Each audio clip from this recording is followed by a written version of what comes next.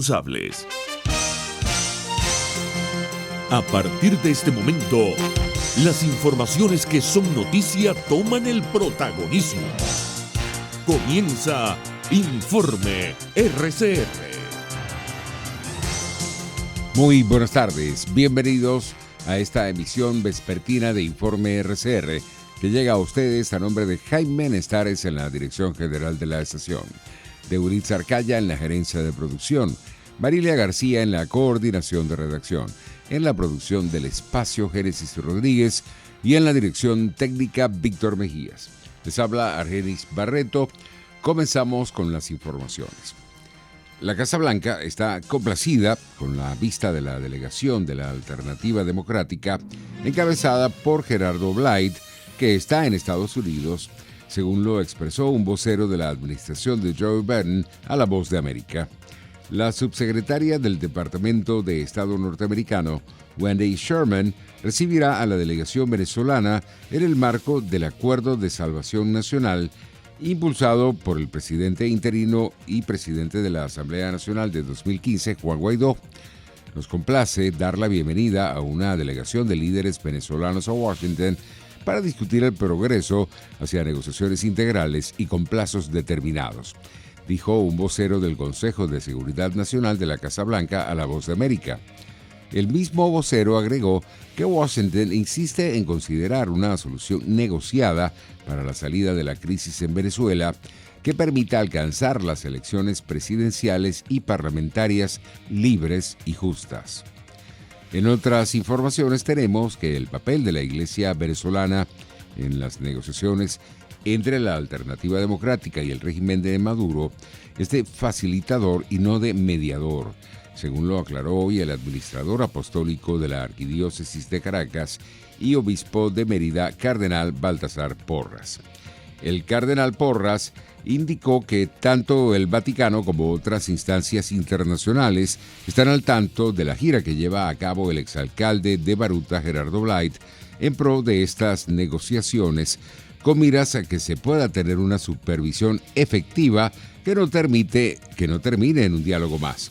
El prelado señaló que es importante que haya una serie de libertades fundamentales que permitan más adelante poder negociar las sanciones que recaen sobre Venezuela y que haya apertura económica para el país que a la postre genere confianza y seguridad jurídica para los inversionistas que puedan llegar. En otras informaciones, el exministro de Sanidad y Asistencia Social, José Félix Oleta, advirtió que el número de vacunas contra el COVID-19 que Venezuela tiene es uno de los más bajos del continente y subrayó que después de 4 meses del proceso de inmunización en el país, hay profesionales de la salud que continúan sin recibir la primera dosis.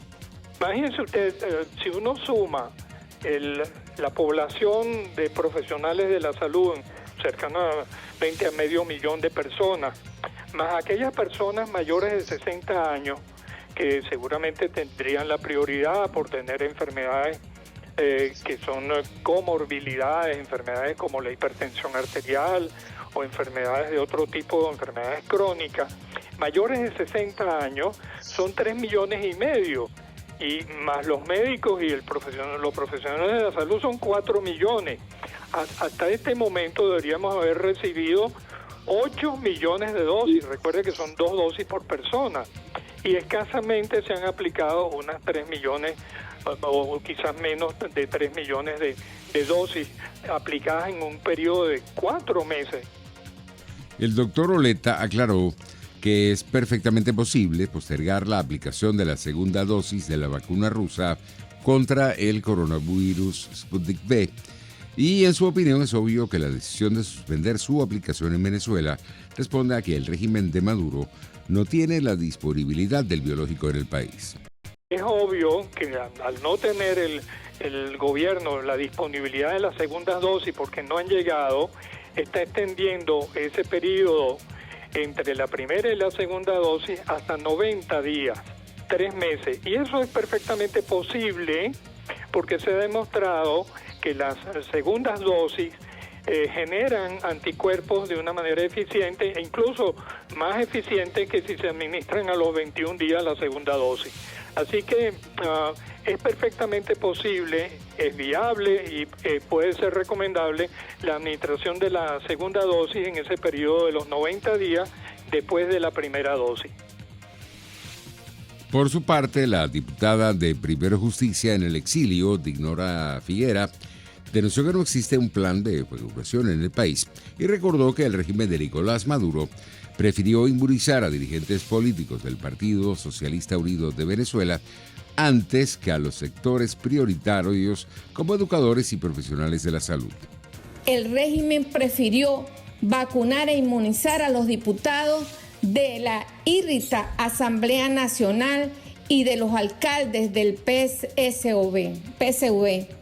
Esto quiere decir que ellos privó en este sentido su criterio político, que el criterio de valorar la prioridad a personas mayores, a personas con enfermedades crónicas, a personas vulnerables y a sectores gremiales que están vinculados con el sector salud.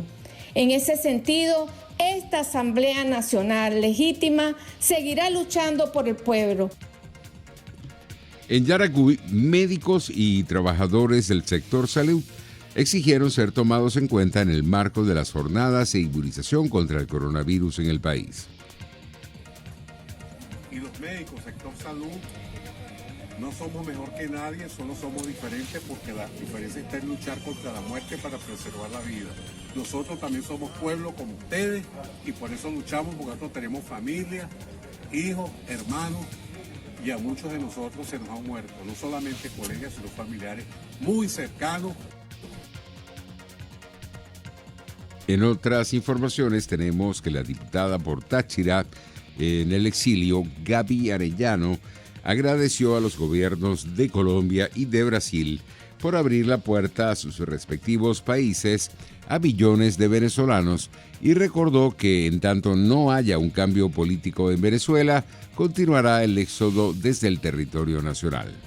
Tenemos que primero agradecer a los hermanos del gobierno de Colombia y el gobierno de Brasil, a los hermanos pueblos de Brasil y Colombia que han abierto las manos a miles de millones de venezolanos, a nuestros niños, a los más desvalidos. Gracias por no cerrar la puerta a los venezolanos. Pero también recordar que este éxodo no se va a detener a menos que haya libertad y haya un verdadero gobierno institucional y democrático en Miraflores. Mientras esté el usurpador, el éxodo, la crisis de refugiados va a aumentar, porque el usurpador tiene como objetivo que el venezolano no tenga identificación, que el venezolano tenga herramientas y que seamos sujetos con necesidad de protección internacional. Por eso que hoy, en esta fecha, seguimos elevando la voz por los miles de desplazados y recordándole al mundo que lo que representa Nicolás Maduro no solamente es una tragedia para los venezolanos, sino que también les genera inestabilidad. Entre tanto, el canciller del régimen de Maduro, Jorge Arreaza, aseguró este martes 22 de junio que una eventual misión de observación electoral de la Unión Europea sería bienvenida en Venezuela si se concreta el envío del personal técnico. Este año han dicho que van a enviar una misión de exploración y luego van a evaluar si mandan la misión de observación. Bienvenido sea, afirmó Arreaza, que le explicó que se han girado invitaciones también a Rusia y a Turquía para que observen los comicios del 21 de noviembre. En materia internacional, la alta comisionada de la ONU para los Derechos Humanos, Michelle Bachelet, urgió este martes a Nicaragua a un cambio urgente de actitud en el proceso judicial y a liberar a los opositores detenidos arbitrariamente meses antes de las elecciones. Emplazó al gobierno de Nicaragua a un cambio urgente en el curso de acción que está adoptando frente al proceso electoral, dijo Bachelet ante el Consejo de Derechos Humanos en Ginebra. Llamo al gobierno de Nicaragua a un cambio urgente en el curso de acción que está adoptando frente al proceso electoral. Ello implica como mínimo liberar de inmediato a todas las personas detenidas arbitrariamente, cesar todo acto de persecución en contra de las voces disidentes, restablecer los derechos y libertades que hacen posible un proceso electoral libre, creíble y equitativo, y derogar la legislación restrictiva del espacio cívico y democrático.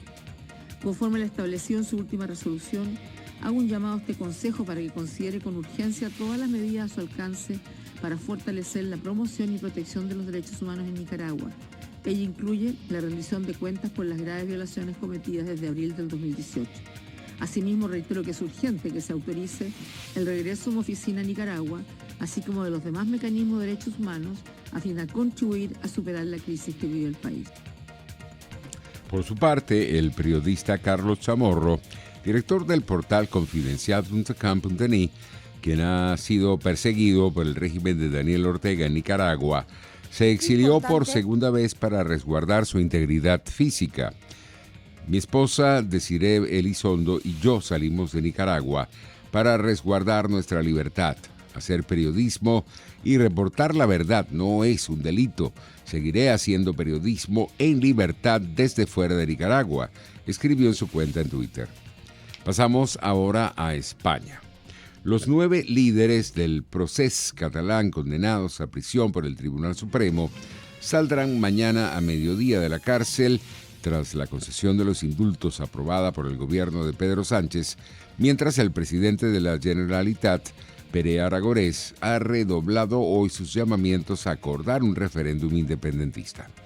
Tras la aprobación de los indultos en la reunión del Consejo de Ministros, la puesta en libertad de los presos se prevé para mañana a las 12 horas, lo que pondrá fin a sus cerca de 3 años y medio de encarcelamiento.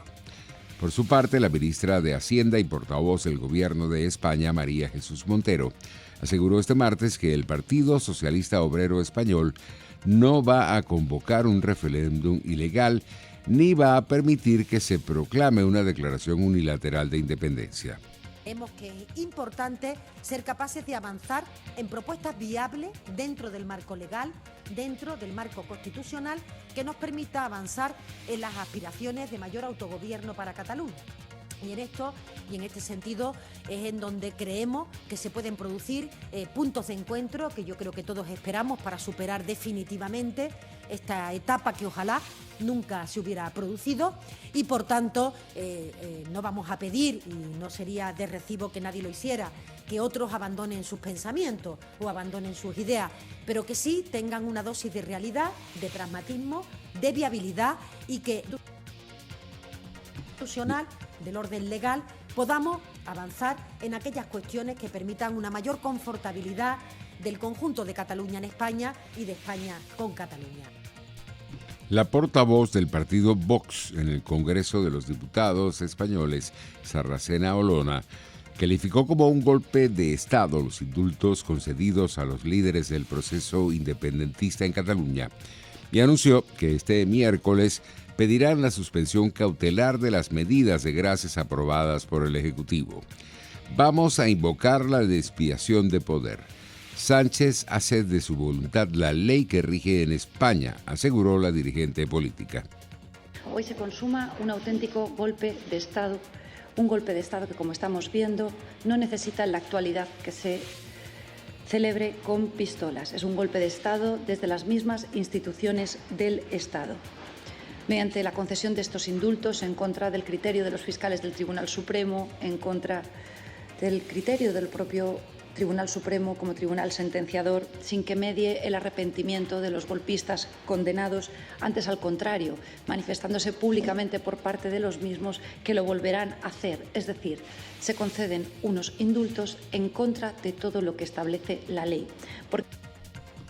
En otras informaciones, el gobierno de Estados Unidos reconoció este martes que no alcanzará su objetivo de haber vacunado con al menos una dosis al 70% de los adultos del país para el 4 de julio en gran medida debido a los bajos niveles de inoculación entre los más jóvenes.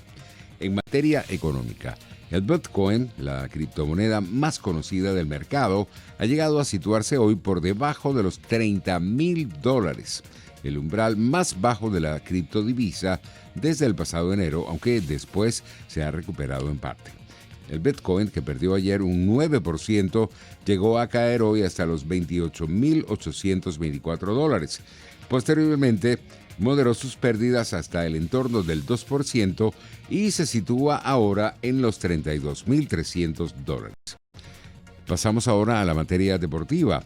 Las selecciones de República Dominicana y de Venezuela afrontarán a partir de este martes el clasificatorio final para el torneo de béisbol de los Juegos Olímpicos Tokio 2020, en el que se reparte el último boleto. El certamen, en el que también participarán los Países Bajos, se realizará en el Estadio Hermanos Cerdán de Puebla, una ciudad ubicada en el centro de México, con una altitud de 2.000 metros sobre el nivel del mar.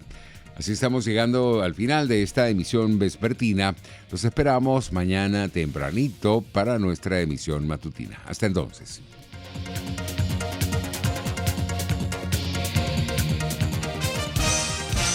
Hasta aquí este compacto noticioso. Manténgase en nuestra sintonía, porque estaremos informándole de la noticia al momento de producirse.